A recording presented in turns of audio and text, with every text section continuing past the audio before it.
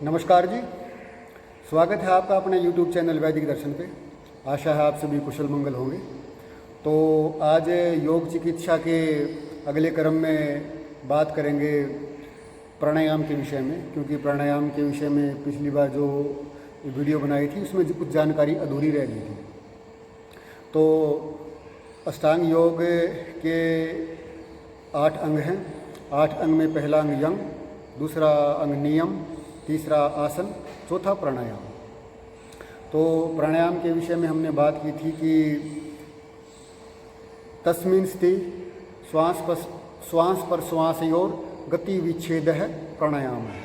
यानी कि एक आसन में स्थित होके श्वास पर श्वास, यानी कि श्वास लेते हैं और श्वास छोड़ते हैं, इसकी गति में विच्छेद यानी कि अभाव होना ही प्राणायाम है।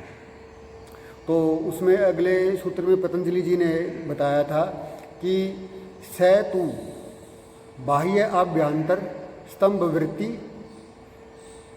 देश काल संख्या परिदृष्टो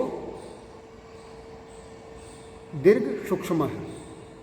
तो इसमें क्या है कि जो हम श्वास की गति में जो अभाव करते हैं, उस अभाव में ये बताया कि जैसे कि हम श्वास को बाहर छोड़ देते हैं, पूरा श्वास को बाहर छोड़ने के बाद ये बाह्य प्राणायाम, उसको वहीं पे रोक देंगे। वहीं पे रोकने के बाद जितना भी हमारा सामर्थ्य है उस सामर्थ्य तक उसको रोक के रखेंगे।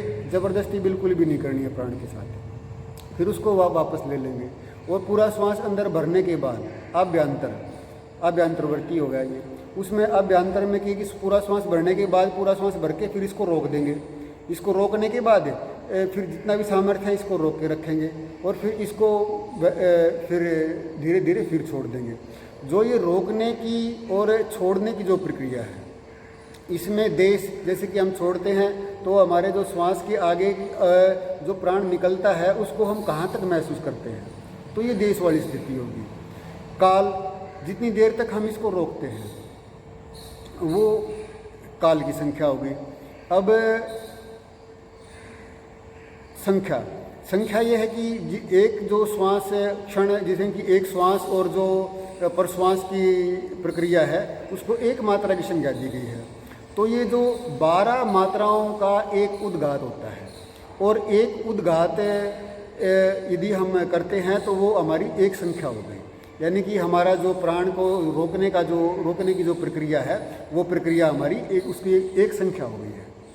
तो फिर दूसरा उद्घात, तीसरा उद्घात, यानी कि 12, 24, 36, 48, ये ऐसे बढ़ती हमारी संख्या बढ़ती चली जाएगी। भाई इतनी संख्या तक हम प्राण को जो है वो रोक लेते हैं। इतनी संख्या तक प्राण पर हमारा काबू हो गया है।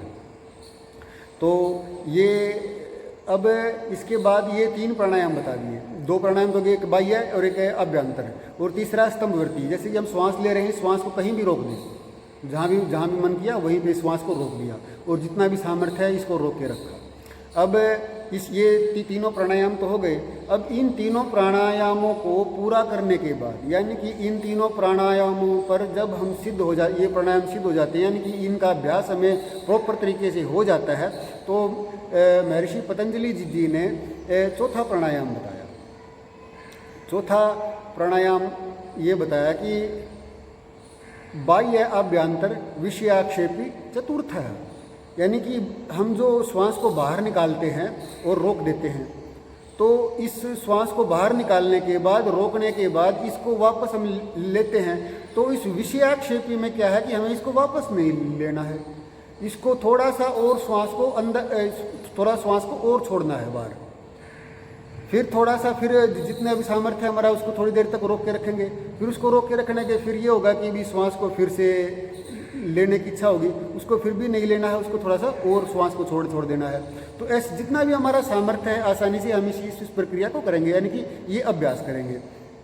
तो ऐसे ही हम श्वास को जब अंदर लेते हैं, तो उस श्वास को अंदर लेने के बाद जब भी हमारे श्वास छोड़ने की जब इच्छा होती है, जितना भी हमारा सामर्थ्य है उस सामर्थ्य के अनुसार रोक के रखते हैं, और फिर दोबारा श्वास को छोड़ने की इच्छा होती है, तो जब छोड़ने की इच्छा होती है उसको छोड़ के ना अंदर ही थोड़ा सा और भर लेते हैं। जैसे कि श्वास लिया,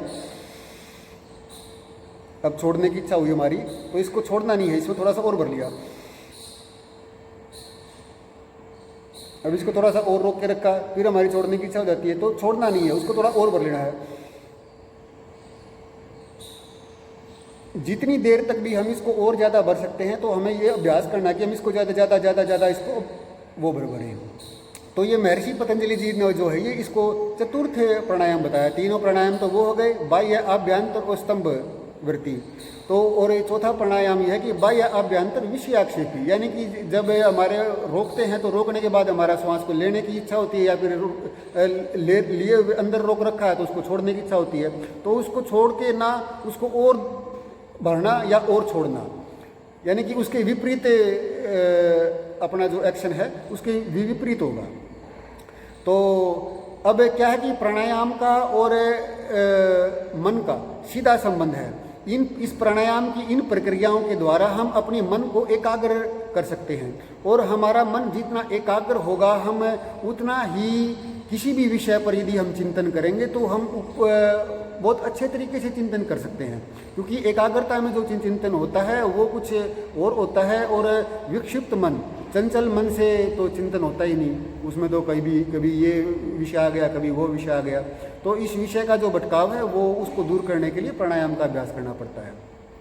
तो आप इन क्रियाओं का अभ्यास कीजिए और इस साधना के मार्ग पर अपने जीवन को उन्नत बनाइए।